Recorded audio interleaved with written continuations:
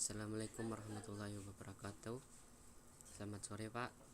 Saya Mustafa Ikal dengan NRP 31205014 dan saya akan menjelaskan apa yang saya dapat dari modul kedua dari praktikum pemrograman web. Dan di sini ada 31 percobaan yang saya coba.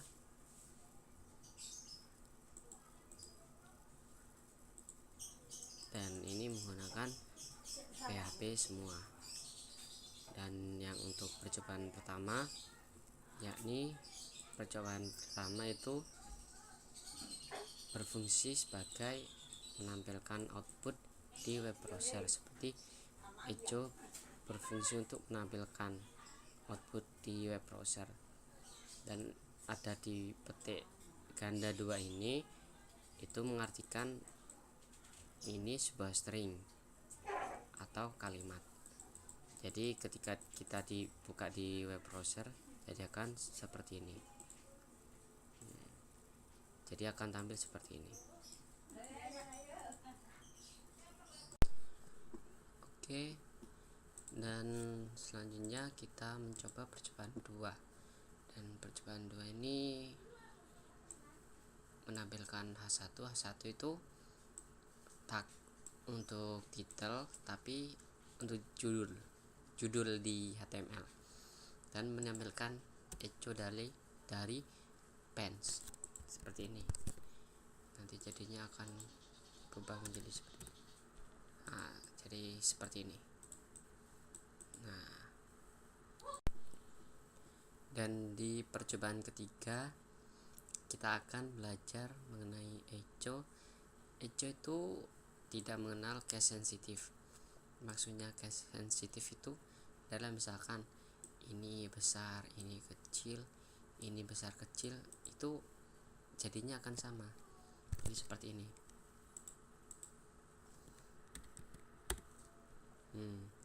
Jadinya akan ditampilkan semua. Jadi tidak mengenal apakah itu besar, apakah kecil, kecuali variabel. Kalau variabel itu mempunyai case sensitif. Nah, dan untuk echo tidak. Nah, di percobaan 4 ini kita akan belajar untuk membuat variabel. Dan variabel itu diawali dengan huruf $. Di sini kita mempunyai variabel yang bernama color dan dikasih string red.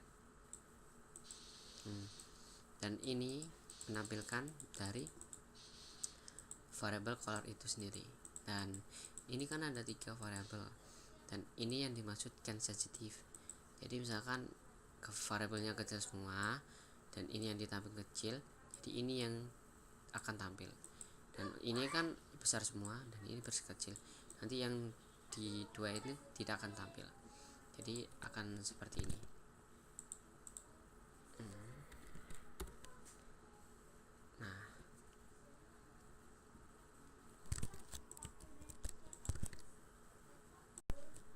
Nah, jadi akan seperti ini.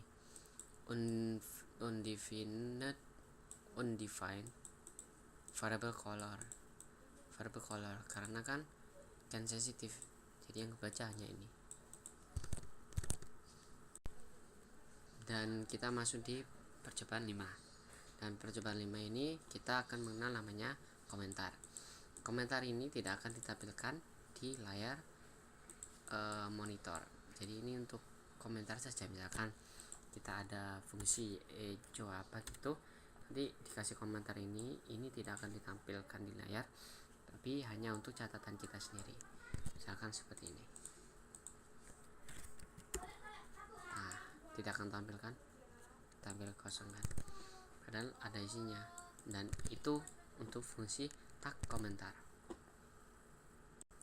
Dan juga sama halnya dengan percobaan 6, tapi ini lebih panjang. Kita bisa memasukkan lebih dari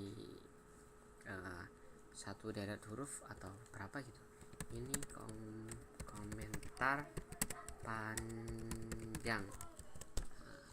ini nanti kita ambilkan dari sini sampai sini dengan menggunakan huruf pembuka seperti ini, garis miring bintang, dan penutup bintang garis miring. Dan sama halnya dengan percobaan 7, kita belajar juga membuat komentar. Ini membuat komentar satu baris seperti ini, dan ini menggunakan yang tadi, cuman ini dipakai di huruf gitu. Itu tampilnya akan seperti ini. Yang tampil akan 10. Soalnya kan ini di komentar, jadi yang ngebaca 5 tambah 5 sama dengan 10. Echo variable x begitu. Dan di percobaan 8 kita akan belajar mengenai variabel dan mengoutputkannya di layar. Jadi ini kita punya 3 variabel, txt, x, dan y, dan kita akan menampilkan variabel itu di layar kita dengan perintah echo petik 2 dan variabelnya, terus petik 2 diakhiri dengan penutup petik ini, jadi akan muncul seperti ini. Ini untuk percobaan 9 sama. Untuk menampilkan sebuah variabel, kita punya variabel txt yang berisi pens, dan kita akan menampilkannya setelah kata I loop, maka akan jadi seperti ini.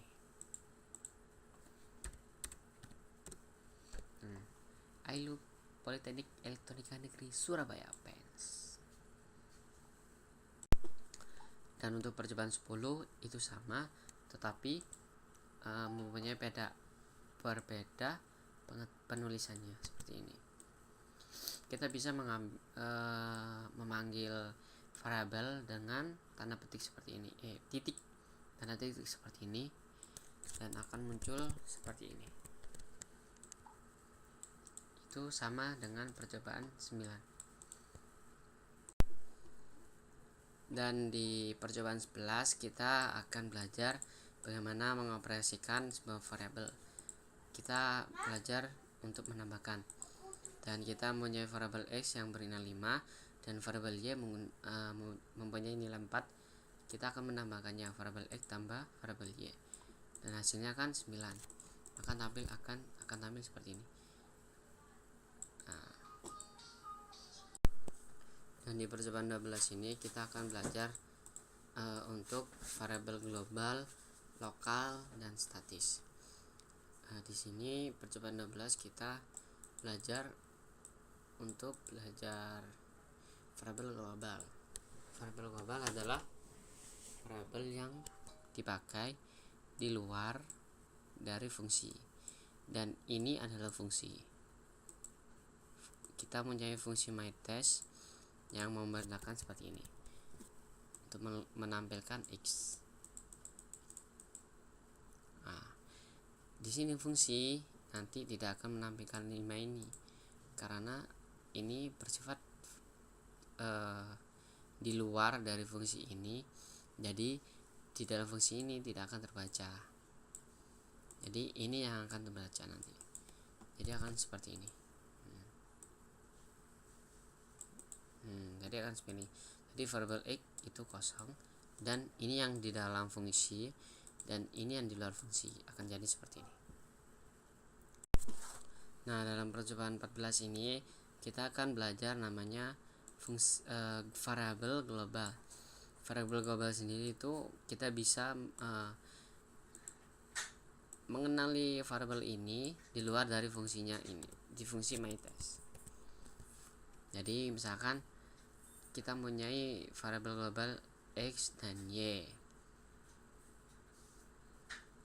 dan nanti kita mempunyai variabel x dan y yang berisi 5 dan 10. Nanti y ini akan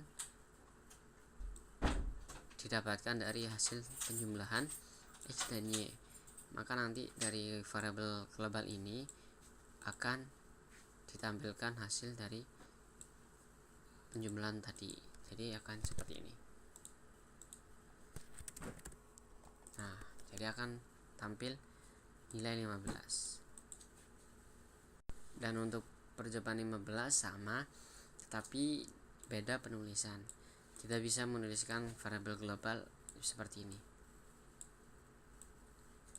Ini untuk mengambil variabel globalnya, ini yang y menjadi variabel global, dan ini x akan menjadi variabel global, dan ini y akan menjadi variabel global juga.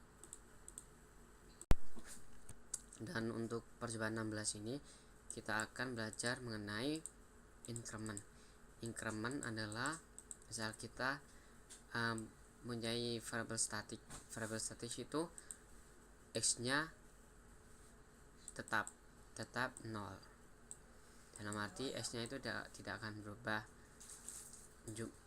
jumlahnya kalau kita tidak mengoperasikannya. Ini kita menggabungkan operasi x plus. Jadi nanti akan tampil my test jadi 0 1 2. Kita akan coba ya.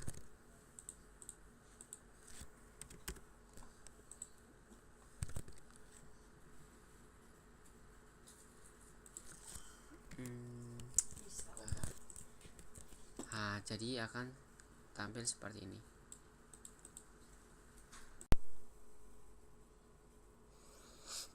Dan di percobaan 18 kita belajar tentang variabel integer dan juga variabel string.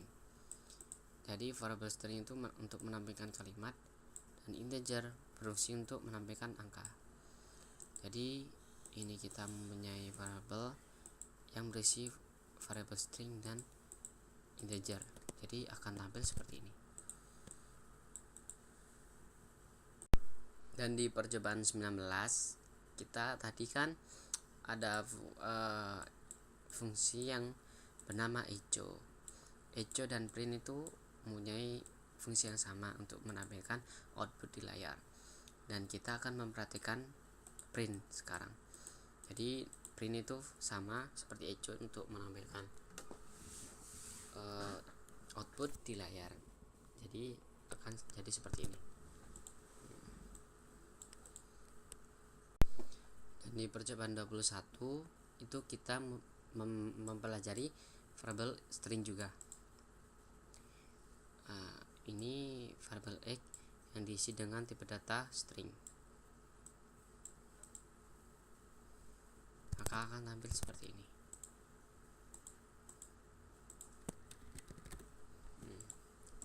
Seperti ini. Dan di percobaan 22 kita akan belajar dengan tipe data integer. Integer itu tipe data yang memuat suatu angka. Dan untuk vardum ini itu berfungsi untuk menampilkan. Jadi tipe data yang dipakai variabel x itu apa? Jadi kita memakai suatu fungsi dari vardum. Jadi akan tampak seperti ini.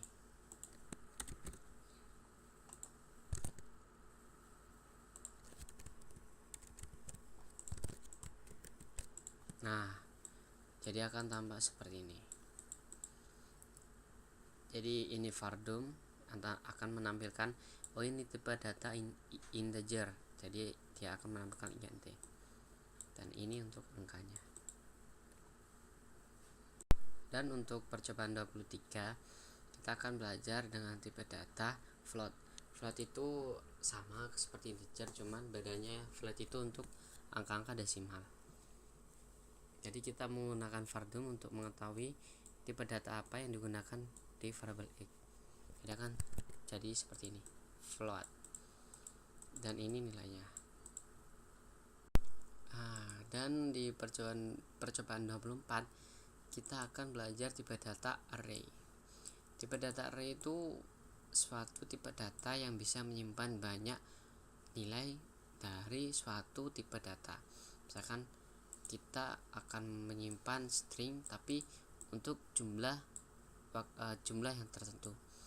Ini saya memakai 3 jumlah dari string, dan nanti akan menggunakan vardum untuk menampilkan jenis apa saja tipe data yang digunakan dari 3 buah kata ini. Jadi nilainya, jadi tampilannya akan jadi seperti ini.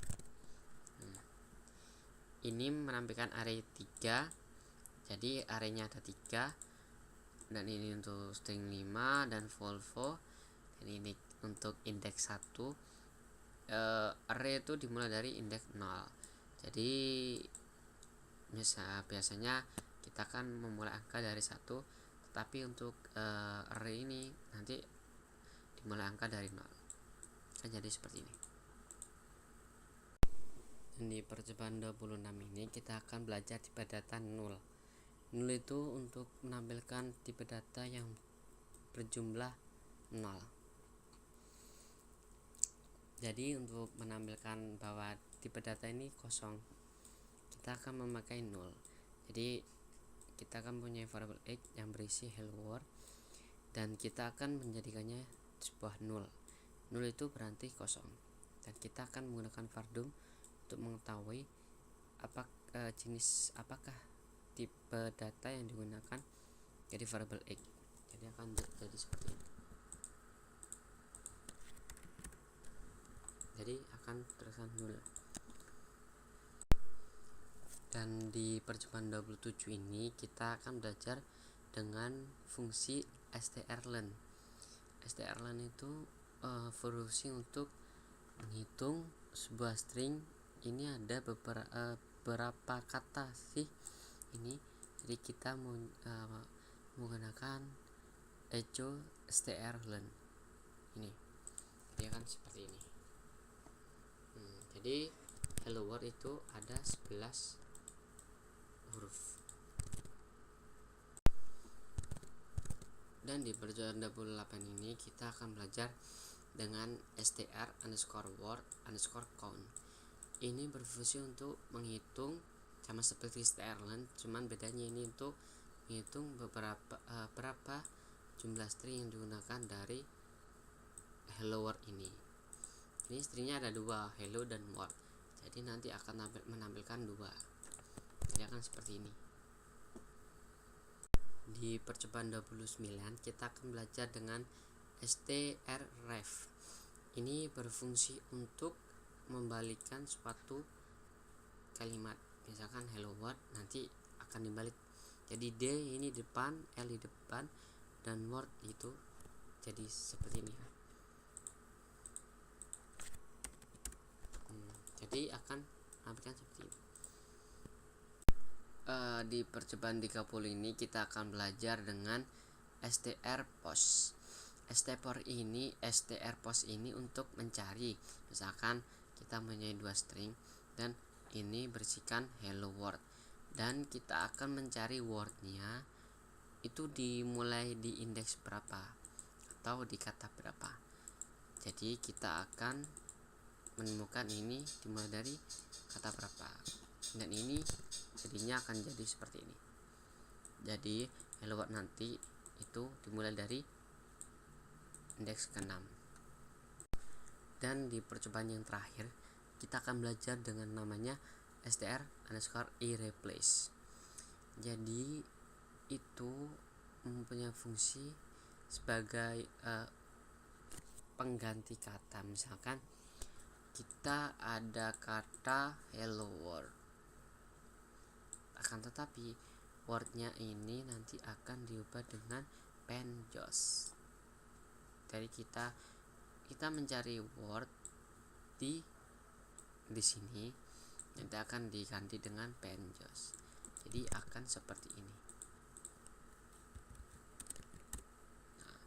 Hello penjos, karena wordnya itu nanti akan diubah.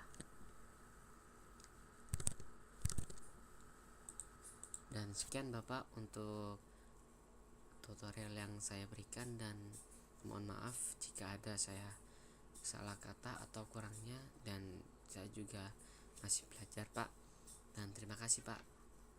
Wassalamualaikum warahmatullahi wabarakatuh.